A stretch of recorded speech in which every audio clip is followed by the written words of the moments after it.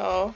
So I was totally gonna play Cyberpunk today, but it once again crashed my computer after character creation. So I don't know when I'm gonna get to play that again. I'll try it again maybe later this week, but right now that was agitating me. So now I am playing Myosotis. Myosotis. My life is not yours to take. I literally just saw a pin about it on Pinterest, and that's why I'm even playing it. Here's the synopsis. You died at the hands of your now ex-boyfriend, Ethan. Filled with a mix of sorrow, confusion, and rage, you decide to spend your afterlife haunting him in the hope of getting an answer from your murderer. However, you're only given more questions as you realize you're not the only ghost following him around. So I downloaded this game because they said it runs better than if you try to run it on the website. So apparently there are two endings, which is cool. What I thought was funny is the warnings. I wish I had not read this yet so you could have heard my genuine thing, but Myosotis contains mentions or depictions of death, dying, murder, flashing lights, a partial jump scare, which I'm not ready for. Y'all know I hate jump scares. And a character kissing another character's corpse. That's what just threw me. I was like, what? As a side note, there is a slight romance with one of the characters. However, it is not the main focus of the story. The romance is not with the corpse kissing character. Let's go ahead and get to the game. I actually should have maybe adjusted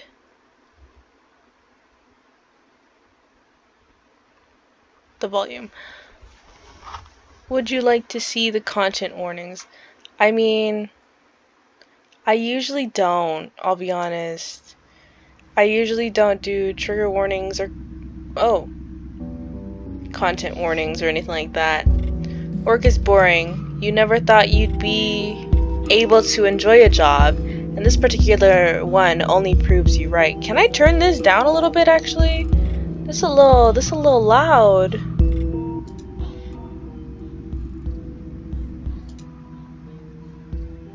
Their voices? Okay.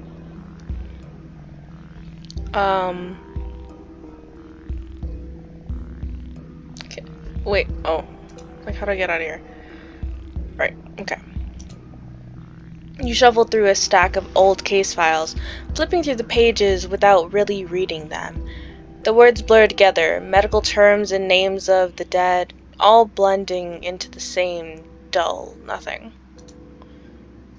That's all this is. There is nothing to do at the cemetery today. You should be at the cemetery right now, you tell yourself, but you wandered back here, hoping for anything to break the monotony. But even here, there's nothing. Aside from all the bodies, but that doesn't freak you out as much as it used to. You sigh, dropping the file back onto the counter. The morgue smells like antiseptic and old metal, the kind of scent that sticks to your clothes. The hum of the lights presses against your skull. You rub your eyes, glancing toward the door. As if on cue, someone enters. Hover on the highlighter text to inspect a phantasm? Someone familiar. You've heard the sound of those footsteps 1,000 times. It barely registers in your mind. Interesting. You look down, expecting another coworker. Maybe your supervisor coming to scold you for wasting time. But it's Ethan, your boyfriend. Ethan Calloway, 25, male, smart, if a bit quiet. You have been dating this goofball for roughly a month. What are you doing? You blink at him. He looks off. His stance is stiff, shoulders tense, like he wasn't expecting to find anyone here. For a second, you think about answering seriously, but then again this place is miserable, and he looks miserable, and it just feels right to break the tension. What? Am I not allowed to loiter in your favorite depressing workplace? You flash him a smirk, but he doesn't react. His eyes flick down to your hands. You follow his gaze, frowning. You weren't holding anything special, just some old paperwork, but something about it makes him tense, his fingers twitching at his sides. What is it? Cremation permit request form. This one is filled out, but unsigned. I was about to ask the supervisor what to do with it, and the other files down here. Put that down. Sure. You set the file back onto the counter, watching him carefully now. The shift in the air is subtle, but it's there. Something is wrong. Why are you even in here? Killing time. Not literally. Still, no reaction. Not even a huff of amusement. Ethan's jaw clenches. His gaze flickers towards the door for half a second, like he's considering something. And that's when it finally sinks in. He's nervous. Not annoyed, not confused. Nervous. You've worked with him long enough to know the difference. Your stomach twists. What's up with you? Nothing. His answer comes too fast. His voice is too sharp, too controlled. Your fingers curl slightly. The lights feel too bright now. The whole room feels smaller, like the walls are closing in. Yeah, sure, nothing. You take a step back, just slightly, just enough to put space between you. You shouldn't feel like you have to. Ethan notices. What were you looking for? What?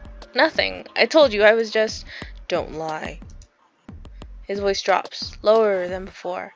There's something underneath it, something restrained. The tension in the air tightens like a rope around your throat. Control and contain. You remember your dad using that same tone on your brother once. He had cheated on his girlfriend and Dad had just... No, even then, Dad's voice didn't sound like this. You don't like this. You don't like the way he's standing, the way his hands curl into fists like he's holding something back. Sympathetic nervous system. The feeling is barely perceivable within the torrent of adrenaline pumping in your veins, but a deep primal part of you recognizes the presence of a predator. Damn! Is he gonna kill me right here? You don't like the fact that, for the first time since knowing him, you don't trust him. Not even a little. You want to move past him and leave. But he moves first. Bro, is this where the jump scare is? Let me take one headphone off. Too fast. No, it's fast. Too fast. Oh, maybe this is where it is. 1 second, he's just standing there, staring, his expression unreadable. The next, he's reaching for you. You don't even have the chance to react before his hands are on you, grabbing at your wrist, your arm pushing. You stumble back, knocking over the chair behind you, the metal legs screech against the tile, the sound sharp and jarring. What the hell is happening? There's something wild in his eyes, something raw and terrified. But underneath that, there's certainty, there's intention. He's already made up his mind. Your body thrashes against him. You don't understand. Why? What did you do? Your vision, fight or flight reaction. Your vision, fight or flight reaction is screaming at you to get away, but he doesn't let go. Then pain, sharp and immediate. Ethan? You don't get to finish the question before he shoves you again, harder this time. Your back hits the metal table behind you, cold pressing against your clothes. The breath is knocked from your lungs, and for a second, you don't even feel scared, just confused. This isn't a joke. This isn't some weird misunderstanding. He says something, but you don't hear it over the rush of blood in your ears. You try to push him back again, but your balance is already off. Your feet slip against the slick tile, and suddenly, you're falling. Something hard and sharp presses into your back as you hit the floor, knocking the breath out of your lungs completely. Your vision swims, pain flaring through you, deep and unbearable. Your hands grasp at nothing, your mind stuttering, trying to catch up. What is this image I'm looking at? Ethan is leaning over you. His face is pale and tense. His chest rising and falling too fast. His hands are shaking now. Your fingers brush against something warm spreading beneath you. I'm assuming that's blood. Oh, type of positive. Okay, my blood. Nice. No, no, no, no. The world blurs at the edges, dark creeping in too fast. You try to move, try to say something, but your body won't listen. The morgue feels even colder now. The light's too bright, buzzing louder than before. The weight in your limbs turns to nothing. The sound of your own breathing slows. The pain, it's still there. But it doesn't matter anymore. Your body feels wrong. Ethan is still there, watching, not moving, not saying a word. He just silently leaves and returns with an object in his hand. Then nothing. Damn! What'd I do to you? Everything is distorted. The morgue is still here, but it's wrong. At least, more wrong than it felt before. The lights are dimmer now, flickering weakly. The harsh brightness reduced to something distant. The distant hum of the fluorescents, the quiet buzz of the cooling units. It's all muffled. Animum penumbra. Animum penumbra. You're 7. It's past midnight. Your brother wants to show you something. It's the Orion. Orion. I was like, how do you pronounce that again? Orion constellation, he whispers. Oh, I said that too loud. Barely containing his excitement. Through his telescope, the stars blur together. I don't understand what this is. I'm sure it makes sense later, but I don't understand what these phantasms, I think is what they're called, mean. Inferior. You're 14. It's past midnight. Your bedroom is on the 2nd floor, but you can hear the television boom below the floorboards. Your parents almost had another fight.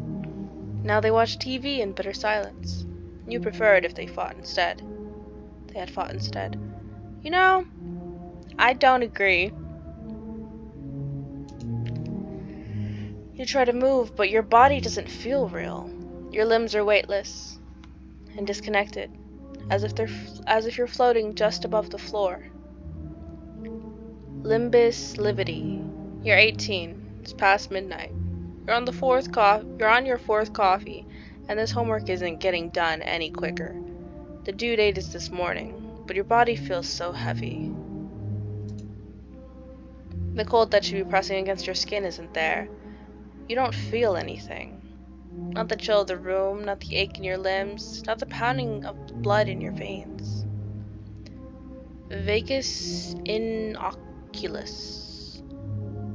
You're 20. It's past midnight. This is your 2nd shift at the morgue, and the first time you've laid eyes on a dead body. You saw it for only a second, between 2 closing doors. Your entire being went cold. Something shifts in the corner of your vision. You turn and... Momentum mori. You're 21. It's past midnight. Ethan Calloway asks you if you'd like to go out with him. Teasing him, you pretend to hesitate. Yes, I'd love to. You see yourself. Your body is still there, sprawled on the floor where you fell, motionless, lifeless, arms slack, eyes dull, blood staining the tile beneath you in a slow, creeping pool. It's so still that, for a moment, your mind refuses to believe it. That's not you. That can't be you. Then Ethan moves. I was like, is he still in the room? He kneels beside your body, jaw tight, breath shaky. He hesitates, just for a second, staring at you, or what's left of you, before his hands move, quick and practiced. Question marks, 21X. bruising around the wrists, cuts and cracks at the back of the skull, defensive wounds, cause of death, blunt force trauma to the head. Dang, is that my file? I died at 21? Damn. You. He brushes your hair out of your face and tucks it behind your ear, caressing your cheek before leaning in and momentarily giving it a kiss. Huh? I was gonna say when he walked in, I was like, oh, is he the character that kissed the corpse? And then I was like, oh no, wait, he's the ex-boyfriend. He is the character that kisses the corpse. My corpse! Bro! He then backs up and grabs you by the shoulders, dragging you across the floor and gritting his teeth as he lifts your body and shoves it into a spare storage cabinet. You can't speak. No duh. You can't breathe. You can't even move as you watch it happen. As he then presses your arms against your sides, pushing your legs in, making sure your body fits before slamming the door shut. He just killed me and then shoved me in the closet. That's it. That's where you are now. Shoved away like nothing. Like an inconvenience. Like you were never here. Ethan exhales sharply, pressing a hand over his face. His chest rises and falls unevenly before he forces himself to breathe slower. His fingers twitch, then steady. Slowly, methodically, he kneels again, this time rifling through your pockets. Now he's trying to rob me. He pulls something out. You can't see what it is, only that it makes him pause. His thumb brushes over it once, twice, before he shoves it into his own pocket. His hands are still shaking, but when he straightens, his face is blank. Another breath, a slow exhale. Ethan rolls his shoulders, cracking his neck like he's resetting himself. Like whatever weakness just flickered through him doesn't exist anymore. When he turns towards the door, his steps are steady, controlled, like nothing happened. You're not even gonna clear my blood? But you're still here. And you're watching. You aren't breathing anymore, but if you were, you think your chest would be aching. How could you? Then, Ethan stops, his hand on the doorknob, his head tilting, slightly. Oh, did he hear me?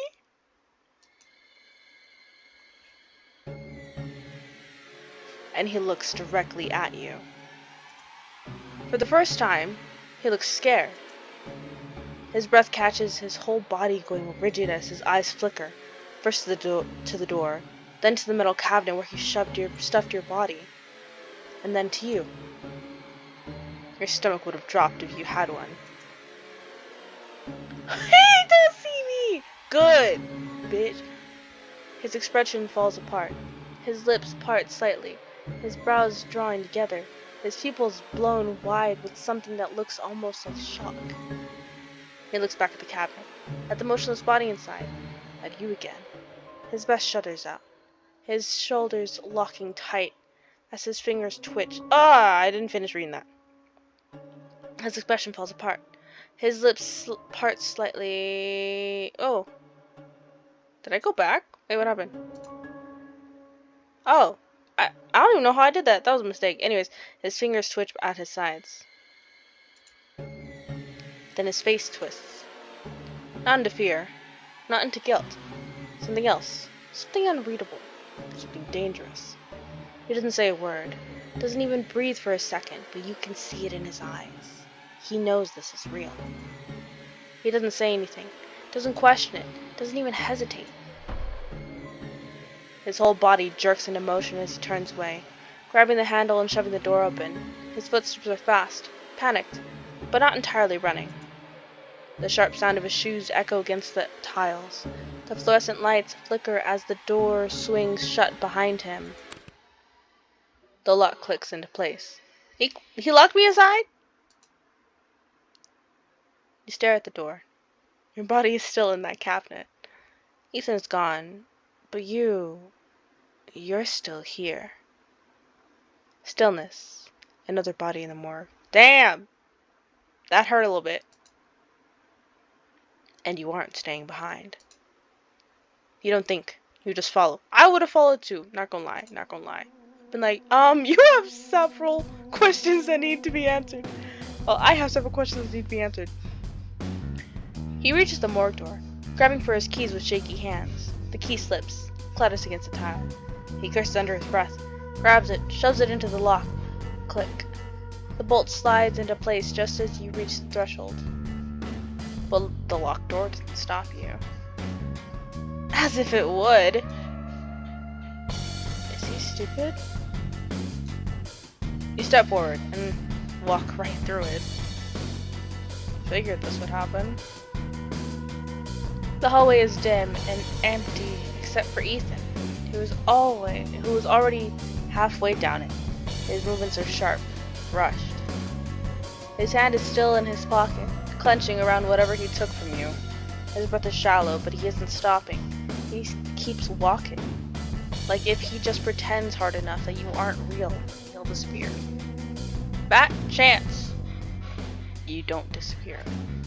You keep following. He knows you're behind him, but he doesn't dare look over his shoulder. This music is a little bit too loud for me. And I'm already at like 8 volume.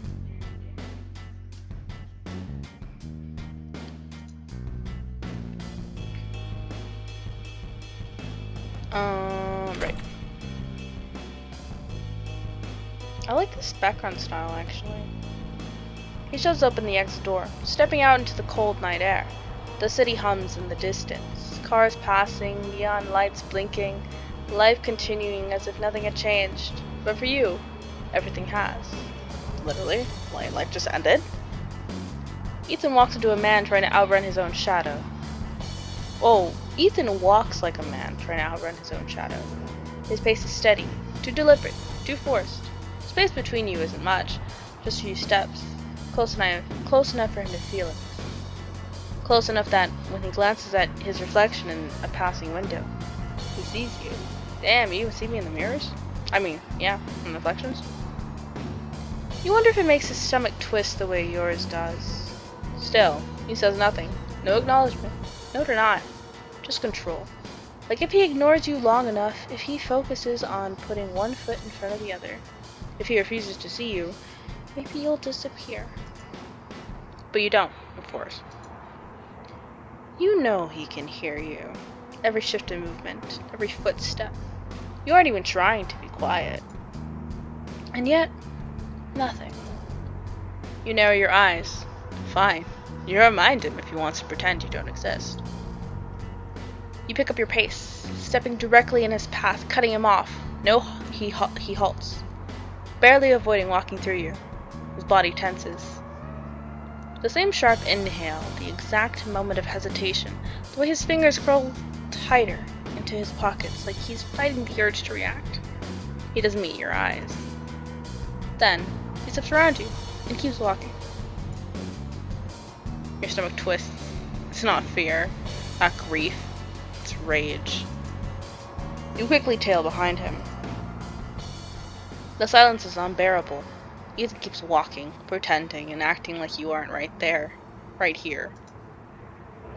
Like you don't exist.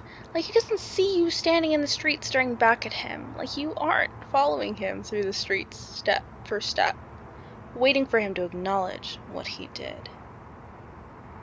Murderer or involuntary manslaughter. If it's murder, that's at least 20 years without parole. And he won't. He won't even look at you. He won't say a word. He just keeps walking. You let him walk. You let him ignore you. You can let him pretend for a while that maybe you aren't really there. Hold on. Okay.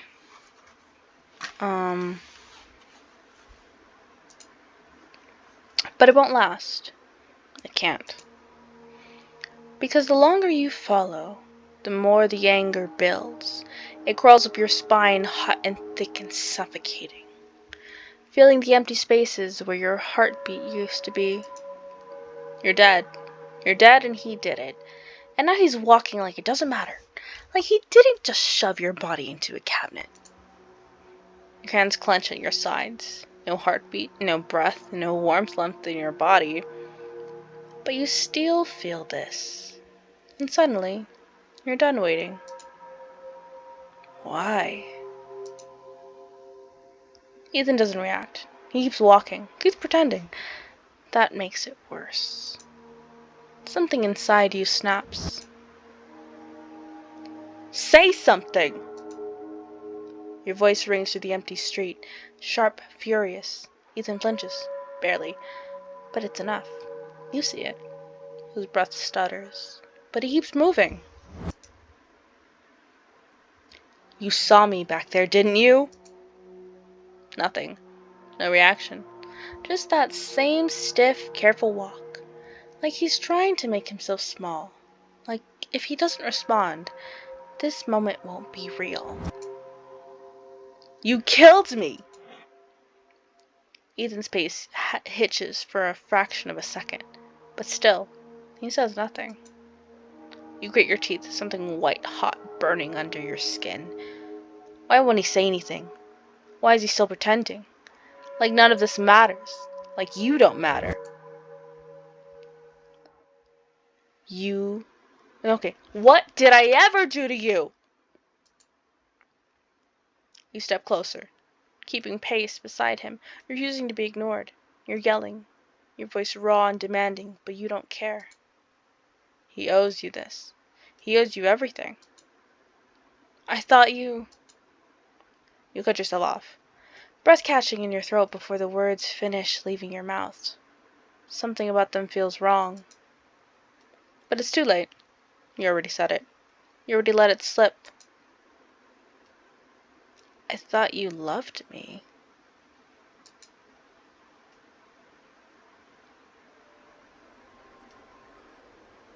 Ethan stares straight ahead, his jaw clenched so tight you think his teeth might break.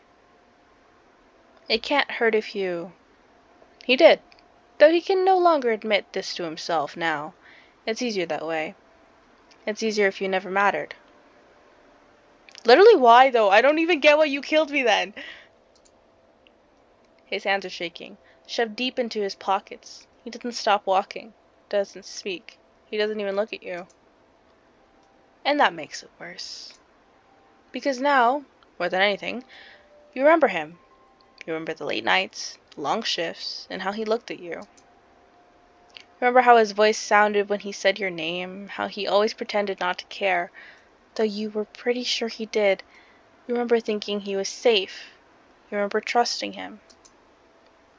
And that pisses you off. Your hands curl into fists at your sides, frustration buzzing through you, restless, uncontainable. You don't care if he talks now. You don't care if he answers. You just want him to feel this. You shove him. Your hands barely make contact before they phased right through him. You knew they wouldn't be able to touch him, but you curse and rage nonetheless. You glare at him, shaking, chest tight with anger. Say something, you coward. Nothing. Not even a twitch of his expression. Fine. If he won't talk, you'll make his life hell. You aren't leaving him alone. Not until he answers you.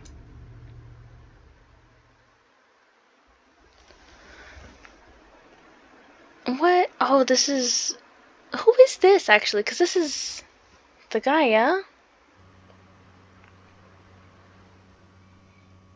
You trail him across campus.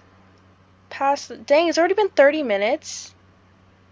I think I'm gonna actually leave it here. Cause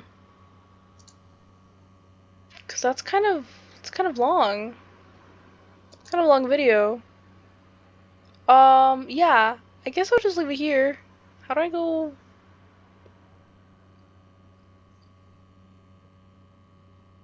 I don't know how to go. Yeah, okay.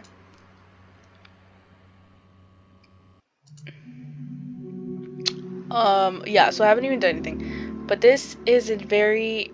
See? Who is this? This is the guy that we're looking at, right? This is somebody else down here. Is this supposed to be me or is this somebody else? Also, these are clovers. That's really I wonder what that means. My life is not yours to take. I wonder if he's possessed. I wonder if he gets possessed. These are not clovers. What flowers are these actually? I wonder if this has double meaning, as in you weren't like my life, as in me, the main character, was not his to take. This is the guy, right? It's because this white shirt is tripping me out, and I wonder if also he's being possessed. But you can't romance him. You can't romance your ex, which is kind of tea. I know a lot of people that probably would try to romance him. What is this character holding? This character's holding flowers? Is that what this is? That they're holding these flowers? Anyway, sorry, I got sidetracked. Um, yeah, so as far as Cyberpunk, I don't know when I'm gonna be able to play that again, and I'm actually really peeved about it because I really wanted to play it. Um, I'm so mad. Anyway, yeah, I'm also very tired, but that's for that. So this is a game we're gonna be playing for now, I guess, until I can figure out how to get Cyberpunk running on my computer. That is all. Thank you for watching and sweet dreams.